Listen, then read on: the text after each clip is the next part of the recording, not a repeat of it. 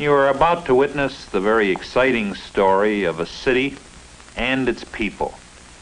It will be an adventure that will open new sights in familiar surroundings. It is a story of a city seeking new horizons in a resolute contest with great challenges.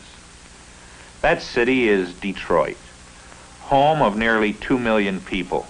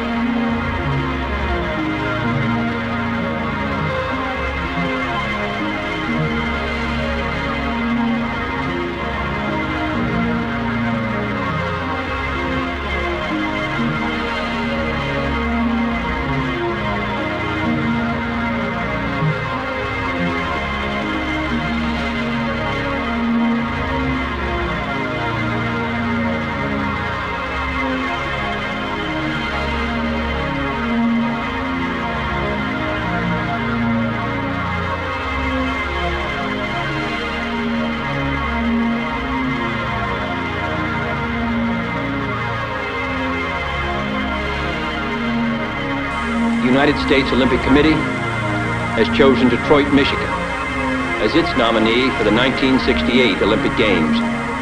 Should Detroit be selected as a result of your deliberations in Baden-Baden, I want to assure you of the warmest and most cordial welcome in the United States. Detroit is the center of a great sports community in central United States. We are anxious to open our doors in this section of the country and indeed throughout the entire United States to you all, to share our nation and our hospitality with participants and spectators from all over the world. I appreciate this opportunity to appear before you, and may all of you have the wisdom ascribed to the Olympian gods in arriving at your very difficult decision. Thank you.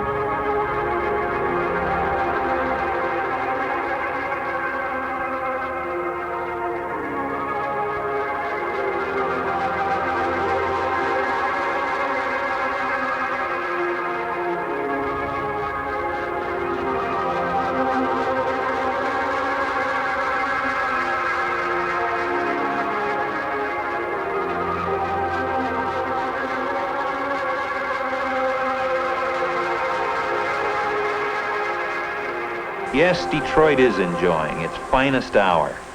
There is a renaissance, a rebirth in the city.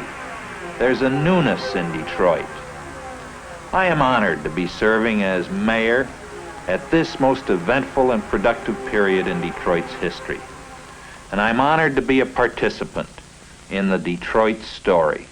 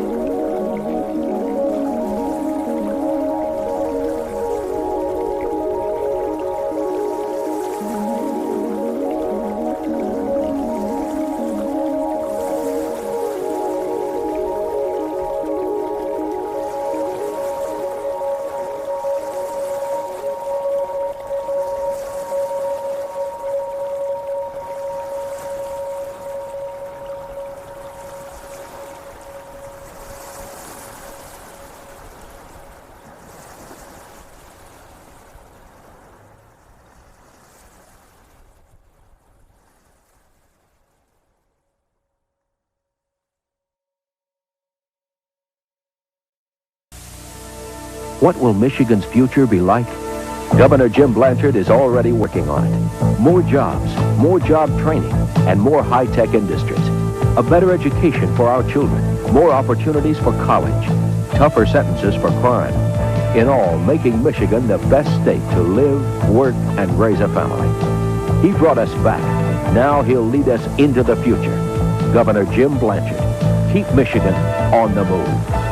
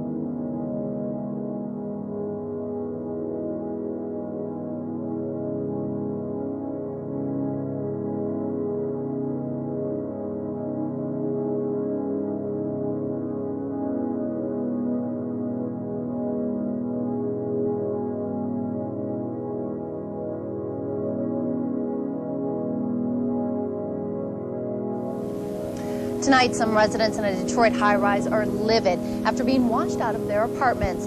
It happened here at the Pallister Plaisance apartments. Residents tell us a pipe burst early this morning, causing water to rush through the building, seeping through ceilings and floors. Christy Radden says her apartment is completely destroyed.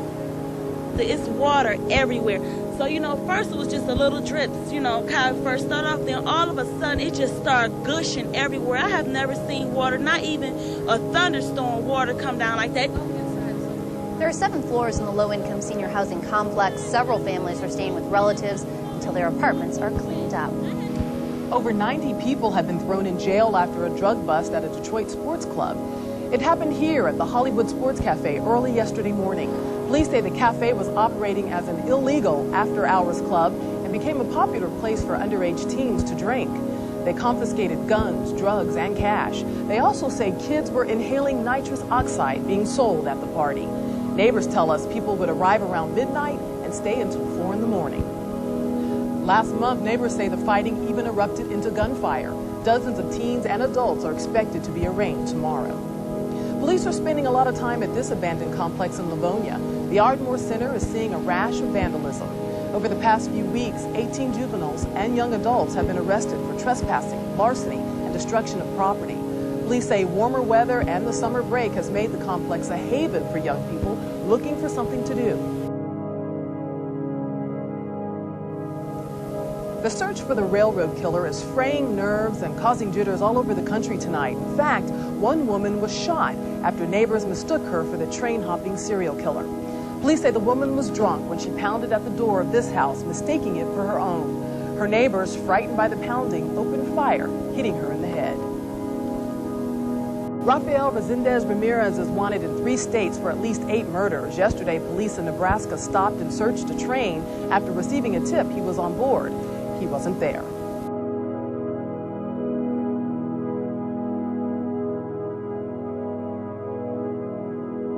Good evening. Our first story is not a story about a city. It's a story about some Americans who may be sending a kind of warning to the rest of us. A warning about what can happen when bitter polarization takes over the place where you live. In this community, the rich are divided from the poor. The race is divided from each other, and it's all compounded by violence and drugs. We're talking about Detroit, once a symbol of U.S. competitive vitality, and some say still a symbol of the future, the first urban domino to fall. And standing at the center of it all, a controversial mayor, facing charges that a lot of the blame lies at his feet. Here's Judd Rose. Coleman Young doesn't like criticism, especially from outsiders. But outsiders should take a close look at Detroit and wonder, could it happen here? The truth may hurt, but the truth is, Detroit is burning. Every city has arson fires, but only here is there one angry night like Devil's Night. Every year on Halloween Eve, while other cities have trick-or-treating and window soaping, Detroit is engulfed in an orgy of arson. It's a holiday tradition, sort of like a mean-spirited Mardi Gras.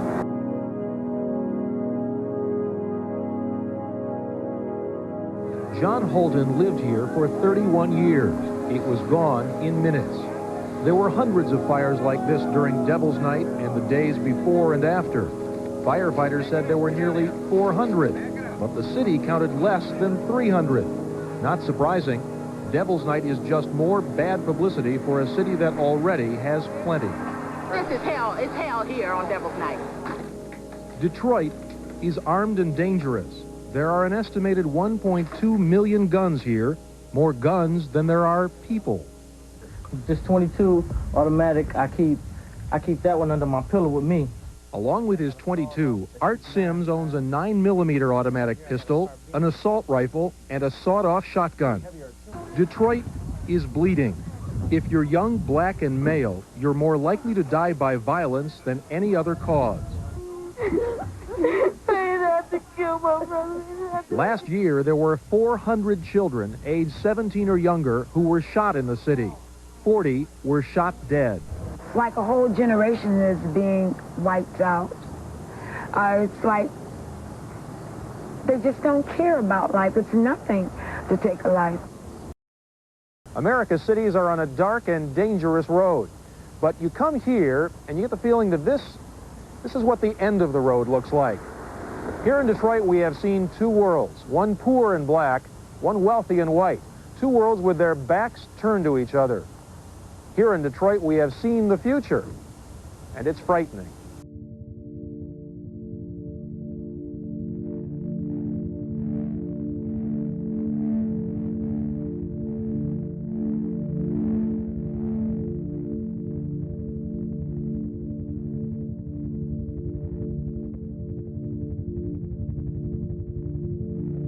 Crack rules in a city where once cars were king.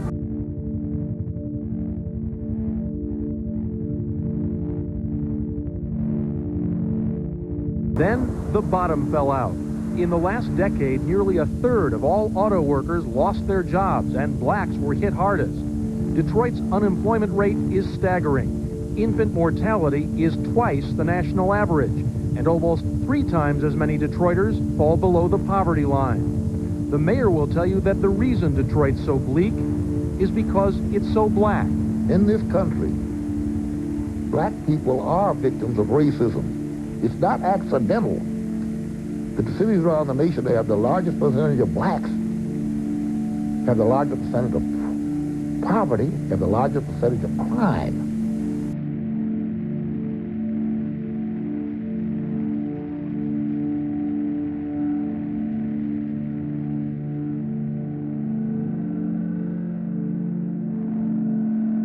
In my time in Detroit, I have driven and walked past mile after mile of decayed, rotting neighborhoods that look like war zones, of burned out buildings, crack houses. If you've been coming any length of time, those were there when I became mayor. And a whole lot of that's been restored.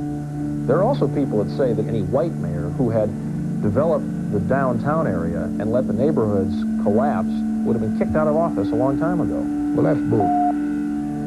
That's pure propaganda. Neighborhoods collapsed because half the goddamn population left. In fact, Detroit, which at its peak in the 50s was home to 2 million and 80% white, today has less than 1 million, about 70% of them black. This is where whites went, taking their money and jobs with them. There are now more offices here than in Detroit, more stores too, so there's no reason to go to the city.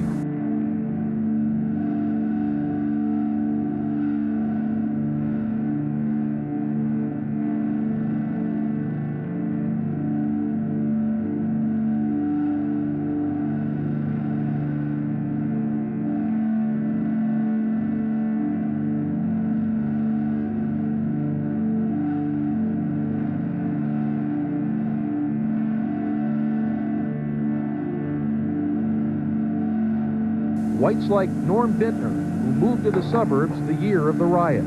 I went to school with coloreds. I didn't want my wife being around coloreds.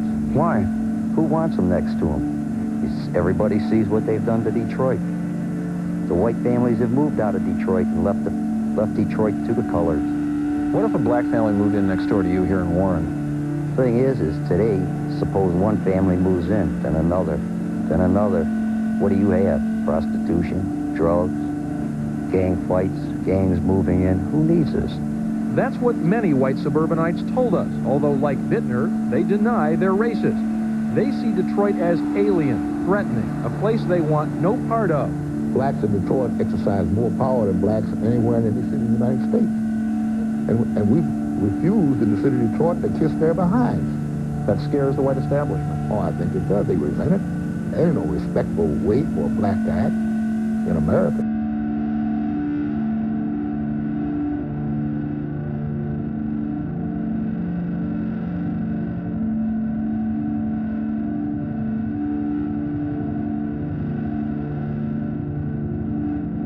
Brenda Cant is a banker. Her husband Bruce, a computer analyst. They can afford to raise their children in the suburbs, but they chose to stay in the city. We are not going to run from the crime and the drugs and the negatives. We're going to stay here and fight. Still, there are reports of an ominous new trend, black flight. Middle-class blacks are moving out too, leaving Detroit to the underclass. Our house was here at one time. We went all the way through here, man.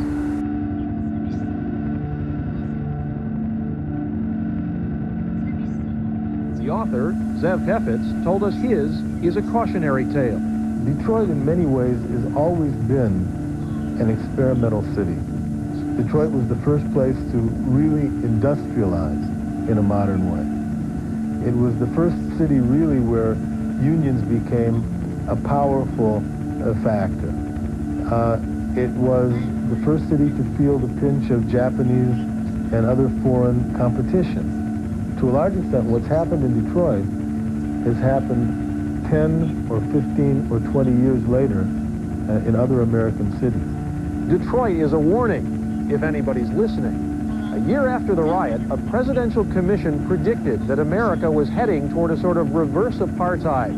Poor black cities surrounded by rich white suburbs. This is the future they warned us about.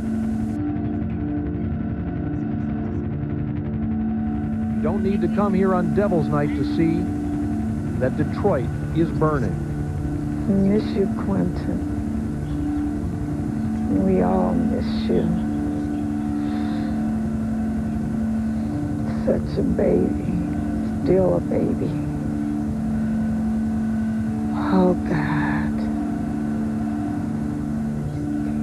One fact that struck us during the preparation of this story is how much the population of Detroit is shrinking, from 2 million in the 50s to about 970,000 people today, figures which come from the latest census count and are being challenged by the city. But if they prove to be accurate, they'll almost certainly mean big financial losses, additional big financial losses for Detroit.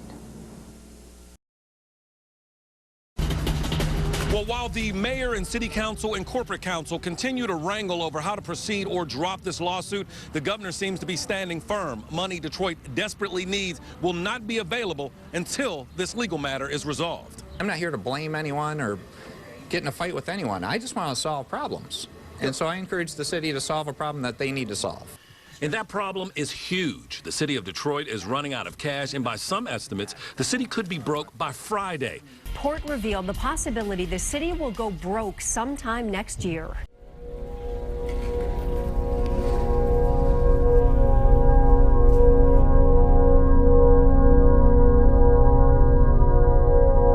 In some neighborhoods of Detroit, it looks like a hurricane has recently swept through, destroying nearly everything in its path. And in a sense, that's exactly what has happened here. Only this disaster is an economic one. The US recession has hit Detroit so badly that thousands of houses are being left to rot as residents default on their mortgages, are forced from their homes and move away. But once that house goes vacant, the aluminum disappears, The copper disappears. The siding's all gone. The gutters are gone. They might be a little bigger, a little smaller, a little newer, but there's thousands and thousands of these. A local estate agent explains that banks won't pay to fix up houses, so they're being shoved back into a dead market at astonishingly low prices. It's at that point right now. Well, on this particular block, over 50–60% of the houses are either missing or already in foreclosure. This particular house is at $50 right now. We're starting to see a lot of houses fall well below $1,000. Prices of $500 or less are commonplace.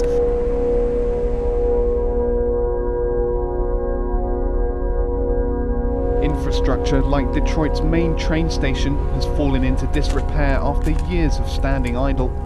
But the fear now is that any hope of revival is quickly being lost. The last time these ticket booths were in action was January 1988, when the last train pulled out of Michigan Central Station. Since then, there have been numerous plans to refurbish this Detroit landmark, but now as the economic crisis starts to bite here more than anywhere, it looks like those plans may never come to fruition.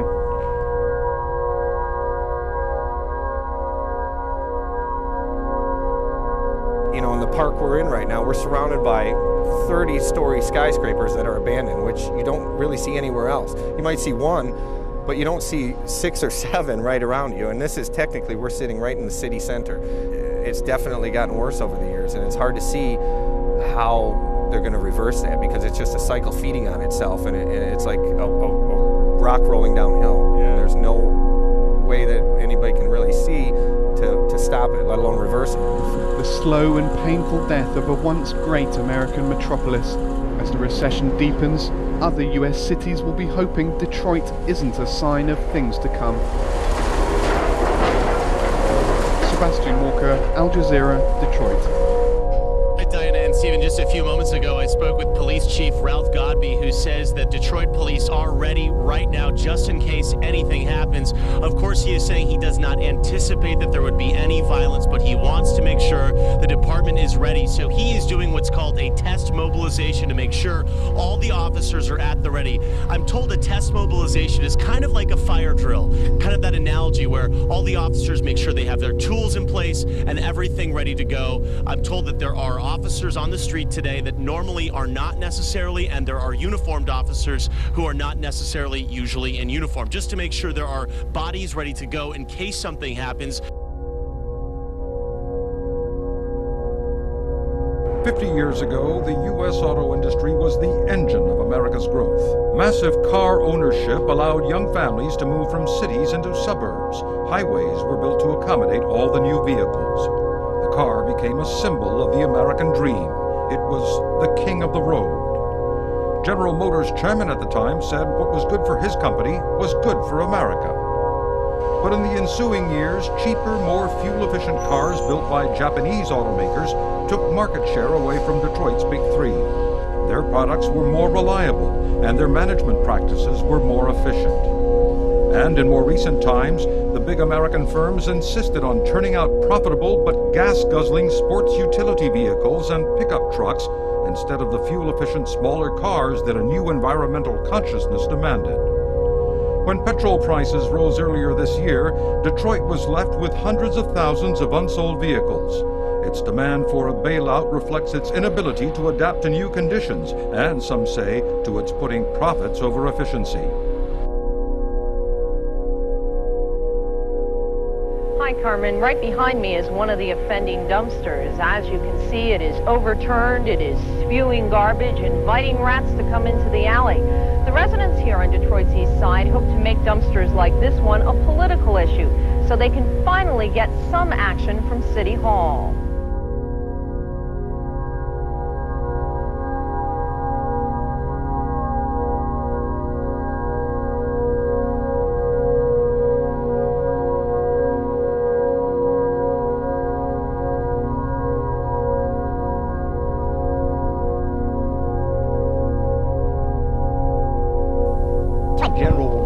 down its emergency room on Sunday night at midnight, and the entire place will shut down for good on Tuesday. At that time, the new Detroit Receiving Hospital is supposed to be open in the medical center complex. But tonight, we've been told that's not going to happen. Detroit General will close, but the new hospital will not open. Red tape is holding up the plan. The remaining patients in Old Detroit General will be moved to other hospitals in the area, and that, of course, has angered the doctors and the staff of Detroit General. They have been protesting the change for months, and tonight there is more fuel to their fire.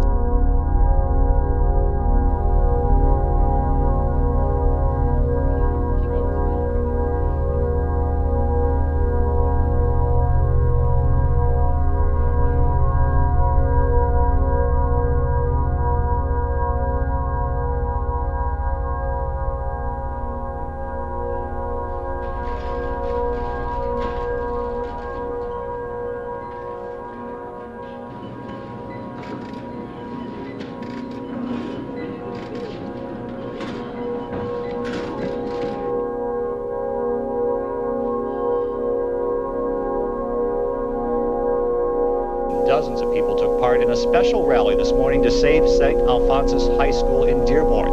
The pastor has recommended it close at the end of this school year, but a special task force is taking action in hopes of keeping the doors open. Action News reporter Bill Proctor joins us live from Dearborn with the story. Good afternoon, Bill. Good afternoon. They did, in fact, send out a reality letter just a few days ago from the parish priest indicating that 4 school years ago the high school had 295 students. This year, that number's down to 75. It's a situation that the pastor insists they just can't afford. Those on the task force and the supporters insist, yes, they can.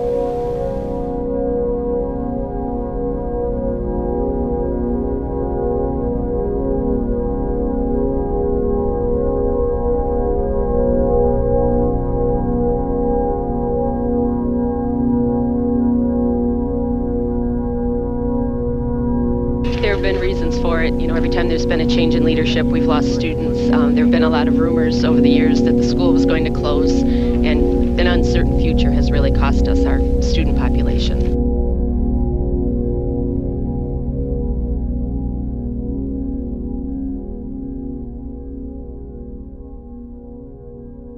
Detroit Mayor Kwame Kilpatrick says that the city is in big trouble financially.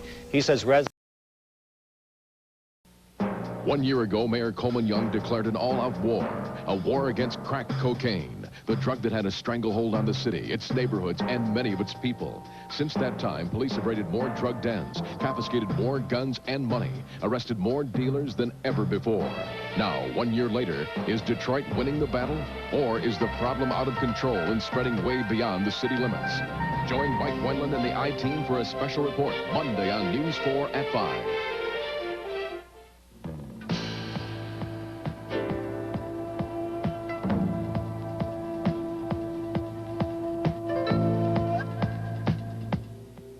Now it's official, we are in a recession. The research group that makes that determination made it today and said the recession actually started a year ago.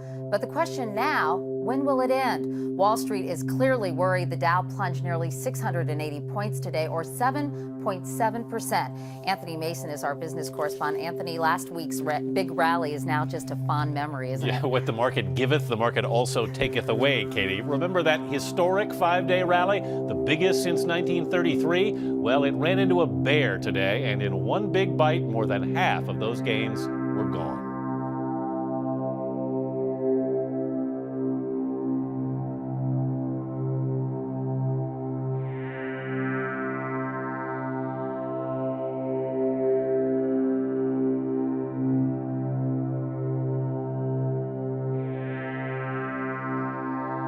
Many economists now believe this downturn will be the most severe since the recession of the early 1980s, which lasted 16 months and led to 7.5% unemployment and a record number of bank failures. Sounds familiar, Katie? Yeah, meanwhile, Anthony, the big three automakers will be making a second attempt to get a federal bailout. Lehman Brothers is going bankrupt, and financial markets from Asia to Europe are doing their utmost to prevent Monday from turning from dark to black. Employees of America's fourth largest investment bank saw the writing on the wall late Sunday after talks to pull them back from the abyss collapsed. British firm Barclays Bank said no thanks, while Bank of America decided instead to help another struggling bank, Merrill Lynch in a merger deal worth over $50 billion. The U.S. government said it won't bail out Lehman, which last week announced more than $3.9 billion in losses. Shares in Lehman Brothers have plummeted more than 80% in 2008 alone. Lehman, like so many other investment banks and banks, really got, quite frankly, caught up in the housing bubble. But like every bubble, the bubble ended, and now we're seeing the downside of that bubble. Following the same risky practices that sunk former giants Fannie Mae and Freddie Mac, Lehman also had a hand in securing America's high-risk subprime mortgages, believing that the popularity and sheer volume of those loans would net huge gains. But it didn't. Borrowers saturated the U.S. housing market, taking on enormous mortgages in spite of poor credit history. As the economy cooled, Americans found themselves with less cash to spend. Higher fuel prices did not help. The result was that more Americans began missing their monthly mortgage payments. As Lehman Brothers secured many of those mortgages, the result was more than $60 billion in losses. Lehman Brothers now go to court, where a judge will take control of the bank until its assets are sold. The implications could be profound. Everybody in the West, at least, owns, a lot of people have got pensions, and these pensions are invested in the stock market, and a lot of the shares are actually the shares of banks. And when bank shares get hammered, people's pensions get hammered, so everybody loses. When big banks like Lehman go under, the housing market is going to suffer again. House prices are going to fall in America and Britain, in Europe and so on. That's going to again hit millions of ordinary people. Meanwhile, as markets everywhere react, the bottom to America's financial woes appear nowhere in sight. 10 of the world's biggest banks have set up a $70 billion emergency fund to help stabilize the market, and they may need it. Reports that American insurance giant AIG is also seeking a U.S. government bailout will only compound Lehman's fallout. Monday will be a difficult day to face for Lehman's thousands of shareholders and more than 25,000 employees. Many had hoped this day would never come. Clayton Swisher, Al Jazeera.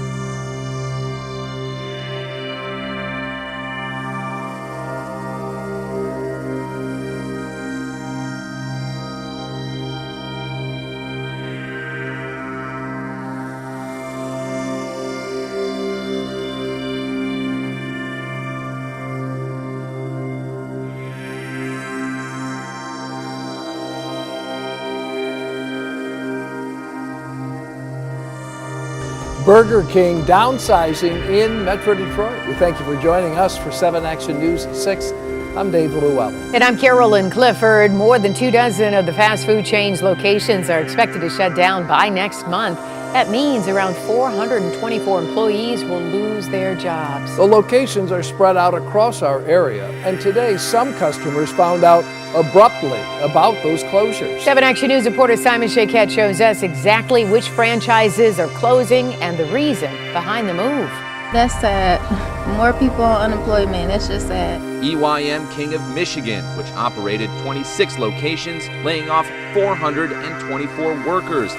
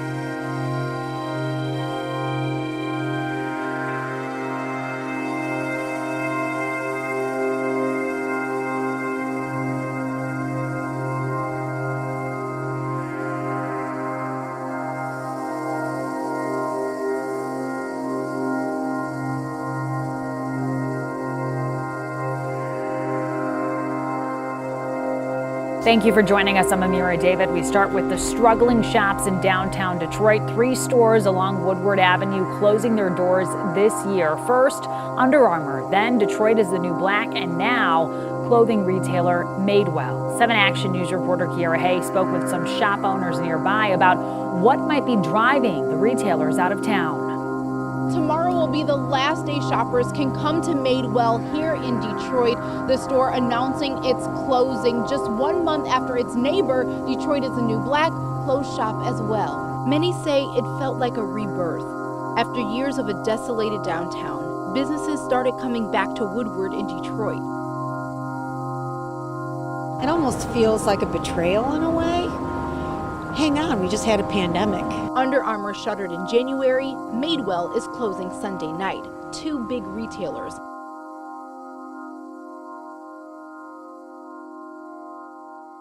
COVID hit everyone hard, but retailers have had a more difficult time bouncing back. So many of us shopped online at Amazon, and we were able to get that retail fix, but we weren't able to have that social experience.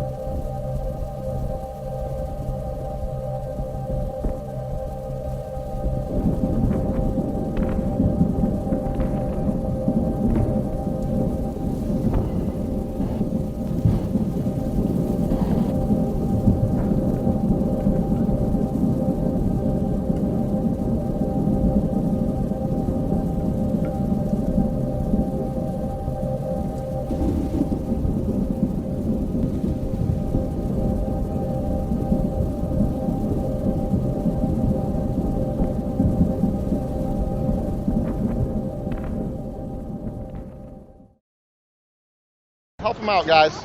John George is building up the Motor City by tearing it down, one blighted block at a time. Our goal is to save the world, and we're starting with Detroit. Working with a roving cast of volunteers and Mayor Dave Bing, who's vowed to tear down 10,000 abandoned houses, George is clearing a 14-block area to build an urban farm. The concept is simple. Every home that's torn down raises the value of the neighboring occupied homes. With a population that's dwindled from 1.8 million in the 1950s to roughly 700,000 now, Detroit has got a housing supply problem. Well, there's no real estate market, right? Largely speaking in Detroit. And what we're trying to do is focus on creating more of a supply and demand for housing. And the only way to do that is to get rid of the excessive amount of inventory that we have. It's working, with U.S. housing prices showing their biggest gains in years and the Motor City's auto industry posting major gains. Detroit is outpacing the nation. Prices here are on the rise, but city officials say thousands more houses like this need to come down before Detroit's housing market comes back up to its former glory. There's a safety issue here, too. Every fire trap the city tears down leaves one less black market bazaar for gangs to operate out of. You just find a house like this one right here, it's not abandoned. But you go in there, you just take over, it's yours now. And the city won't come do nothing because they're scared. If you tear down the houses, where they gonna go? The answer, these demolition teams hope, is they'll make room for newcomers lured by Detroit's falling crime rate and housing prices. You can come to Detroit, and for $10,000 or $15,000, you can move into a house that's ready to be occupied by a family. If you were to spend $30,000 or $40,000 or $50,000, you could purchase a property that's nearing mansion status. Rebuilding the Motor City remains a project to be measured in years rather than months, but these demolition teams say it starts one block at a time. John Hendren, Al Jazeera, Detroit.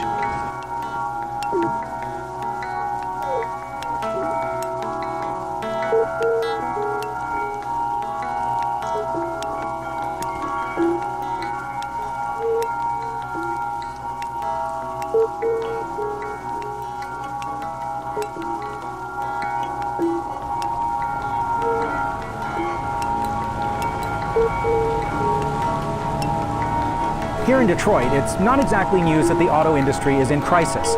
This factory used to employ 15,000 workers, turning out 200,000 cars a year. It's been abandoned for more than half a century. But even for Detroit, these are extraordinary times. In Washington, D.C., President Obama's Auto Task Force is re-engineering the fates of GM and Chrysler and the millions who depend on their survival. We've come here to ground zero of the automotive world to try to understand how the deals cut in the nation's capital affect the people who live with the consequences. And we're finding something unexpected. Yes, there are parts of this city that are dying, families and homes literally falling to pieces. But there's also something fiercely alive here, a spirit of resilience, of resistance, and perhaps, amid the ruins of industrial capitalism, glimpses of a more sustainable way of life. Detroit has lost so many homes and businesses that it now has 130 square kilometers of vacant land within its city limits. So these guys right here are eggplants, tomatoes. Over here and here, these are both ground cherries. These guys are all hot peppers here and sweet peppers. Back here, just starting to come up, are all the melons. So how many seedlings do you distribute in a year? Over 100,000 get distributed.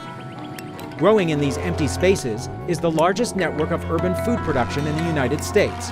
More than 400 community gardens, harvesting 165 tons of food last year.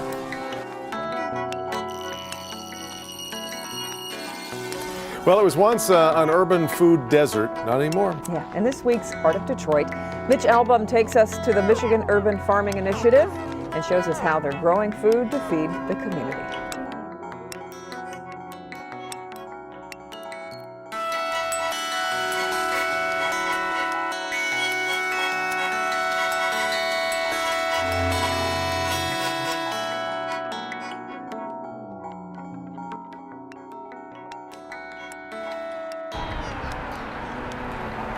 We have planted, growing in a 20,000 square foot warehouse, growing produce every single week to local restaurants.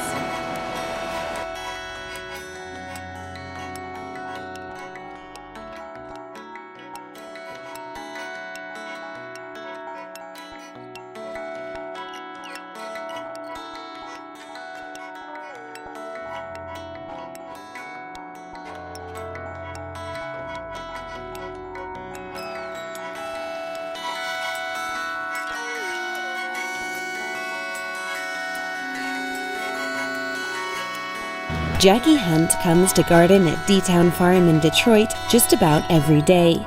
She says growing produce is gratifying. You want to grow some of those big, luscious tomatoes. You want to get one of those red tomatoes that doesn't have the cracks in the top and the things on the bottom. You want to grow one of those. At least I do. And I want to be able to say, look, I grew this. Isn't this something? D-Town is a 1.6 hectare farm that grows 35 different kinds of fruit and vegetables. Volunteers plant the farm together and in return get a discount on produce. Jackie says the aim is to give Detroit's residents access to fresh food. One of the things that we can do by doing this, by having people who don't farm, who don't have gardens in the backyard, have them come out here and see how easy it is to plant. Whatever it is he's planting.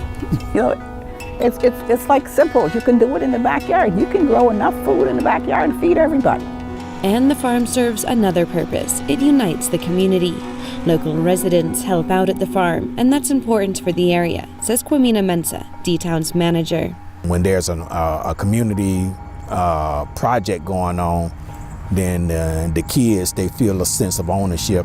They'll look out for it. They won't let people dump tires and stuff on the garden. They won't let people just, steal the produce and everything. So there's a lot of good things happening as a result of urban farming in this city. D-Town isn't alone. There are urban gardens all over Detroit, outside of offices, churches, and community centers. Some grow produce for sale, but for many, that's not the main aim. Patrick Crouch manages another urban farm called Earthworks. They're really focused not necessarily on production, but on being a space in which folks can grow food for their families and themselves.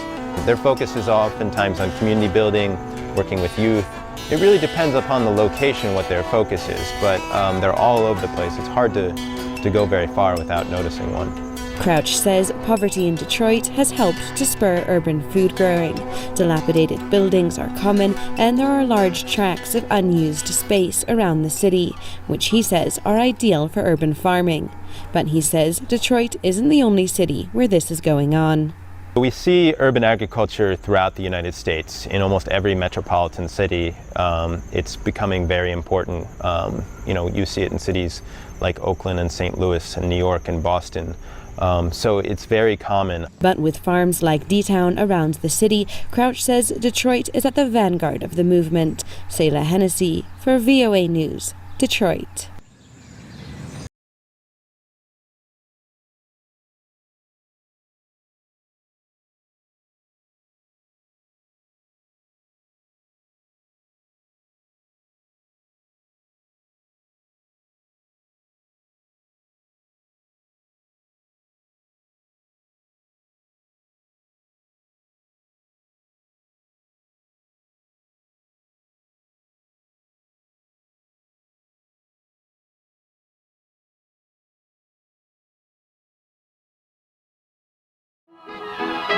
Detroit, birthplace of the production line and the new idea that almost everybody could have a car.